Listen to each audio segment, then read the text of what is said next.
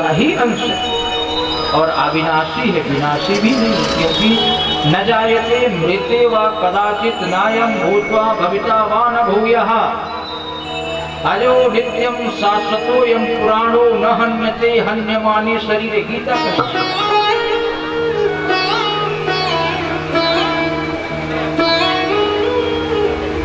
यह जो आत्मा है न जायते म्रियते, न तो उत्पन्न होती न मरती, अविनाशी।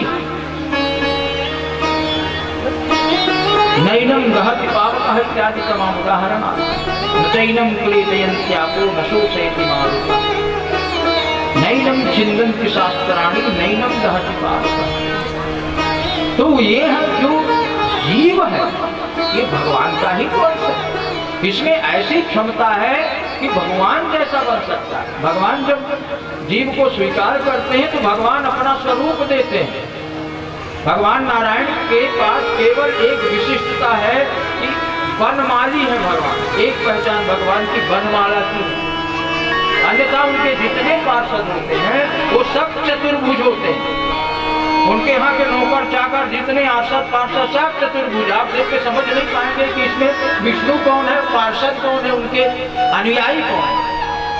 एक ही पहचान है, वो वनमाला पहने रहते हैं और वो वनमाला यहाँ से लेकर गले से लेकर पैर तक होती है। आपाद लंबनी माला वनमाला प्रत्यक्ष से वनमाला। ये जो माला है ये साधारण माला है, जो पैर तक माला होती है उसको वनमाला कहा जाता है। वनमाली घनश्यामो, भगवान कृष्ण को भी वनमाली कहा गया।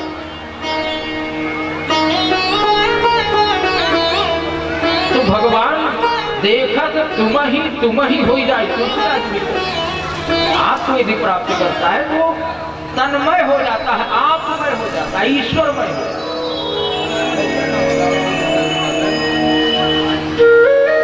इसलिए ये जो जीव आया जगत में ये साधारण कार्यों के लिए नहीं आया।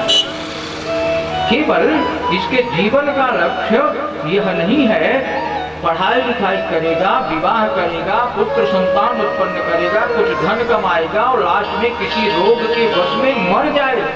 यह लक्ष्य नहीं है हमारा। हमारा लक्ष्य उस परम सत्ता तक पहुंचने का और वह केवल और केवल भगवान के ऊपर आस्था, भगवान के ऊपर भक्ति करने से प्राप्त होगा। सुखदेव जी कहते हैं राजन, आपको एक एग्जाम्पल, एक उदाहरण और देना चाहता हूं भगवान के नाम का। आसीत गिरिवरो राजन त्रिकूट इति श्रुतः क्षीरोदेनामृतः श्रीमान्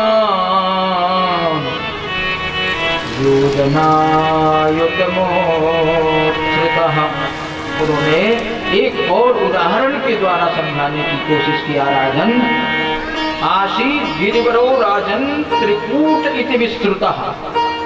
एक त्रिकूट नाम का स्थान था। त्रिकूट एक पर्वत जिसमें 3 पर्वत 3 तरफ से थे। जैसा मानिए कि हमारे क्षेत्र का कोनी और इस क्षेत्र में 3 तरफ से पर्वत है, एक तरफ खुला। ऐसा एक स्थान था त्रिकूट। उसमें बड़ा सुंदर सरोवर था। जंगल के समस्त पशु पक्षी उस तालाब में सरोवर में जलपान करने आते, पानी पीने आते। एक दिन गजेंद्र जो अपनी यूथ का, हाथियों का झुंड होता है जिसे यूथ बोलते हैं, यूथ का जो नायक था, सेनापति था,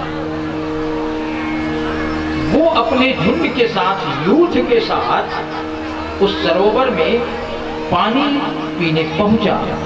हाथियों का स्वभाव होता है कि वो पानी पीते हैं तो सिर्फ पानी नहीं पीते, फिर सूर में भरकर अपने शरीर में डालते हैं और यदि जल से बाहर निकले तो लौट भी लेते हैं। मन्ने कुंजर शौचवत लिखा है कि हाथी का स्नान मानिए कि स्नान ही नहीं है। बहुत देर तक अपने झुंड के साथ वह हाथी, हाथिनियों के साथ उसमें जल क्रीड़ा किया। पानी पिया। समय ऐसा अचानक एक गिराह उसका पैर पकड़ लेता। समझिए वो गजराज है, गजेंद्र है, शेर से भी बड़ा ताकतवर हाथी माना गया है। ताकत के मामले में हाथी अन्य जानवरों की अपेक्षा बहुत ताकतवर होता है, बड़े बड़े पेड़ों को उखाड़ सकता है, ऐसी क्षमता हाथी है। किंतु आज उसे पकड़ा किसने? एक ग्राह ने, और वह ग्राह जिसको यदि बाहर एक पैर रख दे तो हो सकता है वो चटनी बन जाए।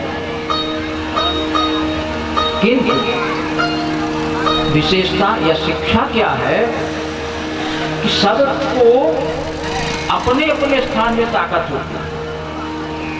शास्त्र कहते हैं स्थान प्रधानम न बल प्रधानम स्थाने स्थितः का पुरुषोपि सिंहः।